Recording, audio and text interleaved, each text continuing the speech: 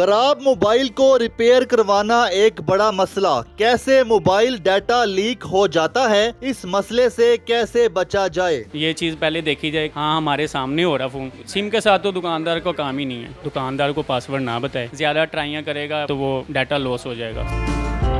अगर आपके mobile phone ख़राब हो जाते हैं, रिपेयरिंग का मसला आता है, तो अपने मोबाइल फ़ोन जब आप किसी भी लैब में रिपेयर होने के लिए दे के आते हैं तो उस दौरान मोबाइल की सिक्योरिटी को कैसे इंश्योर किया जा सकता है, मोबाइल का डाटा लीक होने से कैसे बचाया जा सकता है। उसके अलावा आजकल मोबाइल बैंकिंग ऐप्स हैं मोबाइलों में, उसके जो सिक्योरिटी है उसको कैसे इंश्योर बनाया जा सकता है। अपने मोबाइल जब आपने रिपेयरिंग वाले को देने जाना है, किन चीज़ों का आपने मद्देनज़र रखना है जिससे आप आने वाले वक्त में मुश्किलात से बच सकें। इस हवाले से हम जानेंगे हफीज़ सेंटर मार्केट के एक लैब टेक्नीशियन मोहम्मद आसिफ से।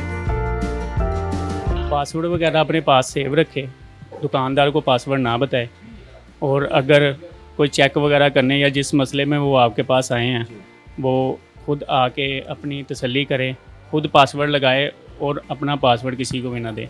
ये पासवर्ड सिर्फ मोबाइल का लगाना चाहिए या इसके अलावा जो ऐप्स के पासवर्ड भी होते हैं? सिर्फ मोबाइल का पासवर्ड, मोबाइल का स्क्रीन लॉक लगा लें। अगर वो उसको तोड़ने की कोशिश करेगा तो डाटा लॉस हो जाएगा। कि जब कोई मोबाइल रिपेयर होने के लिए आता है तो आपने चेक नहीं करना होता खोल के कि जो आपने फीचर जो है या जो सेटिंग है सही की हैं, तो फिर आप चेक कैसे करेंगे अगर कोई कस्टमर जो है अपने मोबाइल लॉक करके दे देगा? वो डिपेंड करता है ना किस फॉल्ट में आया है। अगर कोई छोटा मोटा फॉल्ट है तो हम तो 10-15 मिनट में कस्टमर को फ्री कर देते हैं। अगर एक दिन का टाइम ले रहे हैं, आधे घंटे का टाइम ले रहे हैं, उतने टाइम अगर कस्टमर बैठ सकता है तो वेल एंड गुड। अगर नहीं बैठ सकता तो कस्टमर वापस आ जाए। तो लेकिन 1.5 घंटा जो या घंटा कस्टमर वेट करता है वो इस टेबल के उस तरफ बैठा होगा, इस काउंटर के, उसको नहीं पता यहाँ पे लैब वाला पीछे क्या काम कर रहा है। तो उस दौरान जो है किस तरह से वो इंश्योर बनाए अपने मोबाइल की सिक्योरिटी? आप देखें ना कि मैंने अपनी लैब ओपन छोड़ी हुई है। मोस्टली आप देखेंगे कि लोगों ने लैबें कवर की हुई हैं। ये चीज़ पहले देखी जाए कि हाँ, हमारे सामने हो रहा फ़ोन, कस्टमर की आगे मर्जी है, वो बैठना चाहता है तो बैठ जाए, नहीं बैठना चाहता तो ना से। जिस फॉल्ट में फ़ोन आ रहा है डेफिनेटली दुकानदार ने सही करना है तो फिर ही वो चलना है ना। जितने भी कस्टमर मोबाइल यूज़र होते हैं उनके पास जो मोबाइल होते हैं उनको ये भी फिक्र होती है कि जेन्युइन पार्ट्स हैं, कैमराज हैं, बैटरीज हैं और जेन्युइन अंदर जितने भी पार्ट्स होते हैं, तो उसको कैसे इंश्योर बनाए कि वो तो नहीं चेंज हो गया, वो कैसे चेक करे? अगर तो स्क्रीन के मसले में कोई फ़ोन आया तो हम तो बता के डालते हैं। 3 क्वालिटी हैं स्क्रीन में, एक A+ होती है, A+ 3+ होती है और एक 100% ओरिजिनल होती है। लैब टेक्नीशियन किसी कस्टमर का कैमरा चेंज कर देता है मोबाइल का, और पता कैसे चलेगा कि उसका कैमरा भी चेंज हो गया है? रिजल्ट में फ़र्क आ जाएगा। अगर आईफोन का चेंज कर रहा है तो उसमें अननोन पार्ट आ जाएगा। अगर LCD आईफोन की चेंज कर रहा है कोई दुकानदार ने, किसी ने चेंज कर लिया तो अंदर डिस्प्ले अननोन पार्ट आ जाएगा। बैटरी चेंज करेगा, बैटरी का मैसेज आ जाएगा। अगर कैमरा चेंज करेगा तो कैमरे का मैसेज आ जाएगा। किस तरह के जो मोबाइल में नुक्स होते हैं जो आते हैं जिस वजह से मोबाइल रिपेयर के लिए आता है, कौन से मसाइल होते हैं? LCD के मसले में आता है, बैटरी के मसले में आता है, कभी चलते चलते टच बंद हो जाता है, गिरता है, वाटर डैमेज हो जाता है, फेस ID। ऐसे कौन से टेक्निकल काम है जिसमें आप 1 दिन या 2 दिन का टाइम देते हैं? कोई भी लैब टेक्नीशियन जो है कहता है 2 दिन बाद ले लो, 1 दिन बाद ले लो। वो मोस्टली जब प्रोसेसर का मसला होता है। मैं मैक्सिमम 2 दिन फ़ोन रखता हूँ, इससे ज़्यादा मैं फ़ोन नहीं रखता। तो सिम भी क्या साथ देनी चाहिए या सिम निकाल लेनी चाहिए? सिम के साथ तो दुकानदार को काम ही नहीं है। अगर आवाज़ आ नहीं रही तो माइक का इशू, सॉन्ग वगैरह की आवाज़ नहीं आ रही तो वो रिंगर का मसला होता है। अक्सर जो मोबाइल का डाटा वो होता है जो मोबाइल के इंटरनल स्टोरेज में होता है, वो भी अक्सर लीक हो जाता है। अगर वो लीक हो जाए तो उसकी सिक्योरिटी कैसे लगा सकते हैं? ऐप लॉक होता है हर मोबाइल में, आईफोन में भी होता है, फेस ID लग सकती है। इसी तरह एंड्रॉयड में ऐप लॉक होते हैं, वहाँ पे आप अपना डाटा सेव रख सकते हैं। ज़्यादा ट्राइयाँ करेगा तो वो डाटा लॉस हो जाएगा। इसके बावजूद भी अगर कोई शक में रहता है तो फिर उसके हवाले से फिर क्या करते हैं? कोई कस्टमर आता है तो उसको फिर कैसे आप मुतमईन करते हैं? फ़ोन ओपन करते हैं, LCD के ऊपर, बैटरी के ऊपर, बोर्ड के ऊपर, मीन्स के जहाँ जहाँ पे जगह है हम वहाँ पे उसके सिग्नेचर ले लेते हैं, ताकि कल को वो ये ना कि मेरी आपने बैटरी चेंज कर ली या LCD चेंज कर ली या स्पीकर चेंज कर ली। इंतज़ामिया में से लाला जहांजेब साहब मौजूद है जो कि यूनियन के भी मेंबर हैं। तो इनसे हम जानते हैं कि हफीज़ सेंटर में जो मोबाइल रिपेयरिंग सेक्शन है उसको किस तरह से सिक्योरिटी के हवाले से इंश्योर किया जाता है।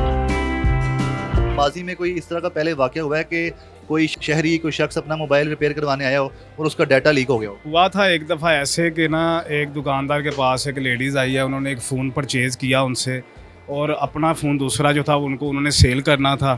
तो उन्होंने ना अपना डाटा जो है ना फ़ोन का वो नए फ़ोन में ट्रांसफ़र करवा कर फ़ोन लेकर जाना था। उनको कोई काम था तो वो ना चले गए मार्केट से बाहर। कोई 2 घंटे बाद, 3 घंटे बाद वो वापस आते हैं, अपना मोबाइल लेते हैं, डाटा हुआ होता है वो लेके चले जाते हैं। कुछ दिन बाद ना वो दुकानदार जो है ना उस लड़की को जो है ना मैसेज करता है कि उनकी कोई पिक्चर वगैरह उनको शेयर करता है। वो ना मुलाजिम था दुकान पे, नया नया लड़का था, उसको इतनी समझ नहीं थी, तो उसने उनको ना ब्लैकमेल करने की कोशिश की। तो उन्होंने यूनियन ऑफिस कंप्लेन की कि हमारे साथ ना ऐसे ऐसे ये हुआ है। फिर हमने ना उस लड़के को भी बुलाया, सारा पूछा, फिर वो माना भी, फिर उसके खिलाफ कार्रवाई भी हुई और उसको मार्केट से हमने फारिग भी कर दिया था। उसके बाद अल्हम्दुलिल्लाह वो पहला और आखिरी केस था। मोबाइल्स की कितनी शॉप्स हैं, लैपटॉप्स की कितनी शॉप्स हैं और रिपेयरिंग की यहाँ पर कितना बड़ा सेक्शन है? मोबाइल की जो शॉप्स हैं हफीज़ सेंटर में, वो ग्राउंड फ्लोर पे अगर तादाद देखी जाए तो वो 250 के करीब है, और जो रिपेयरिंग लैब्स हैं वो तकरीबन 70 to 80 हैं, और जो ये एसेसरीज़ के काउंटर आप देख रहे हैं ये तकरीबन कोई 80 to 90 ये हैं।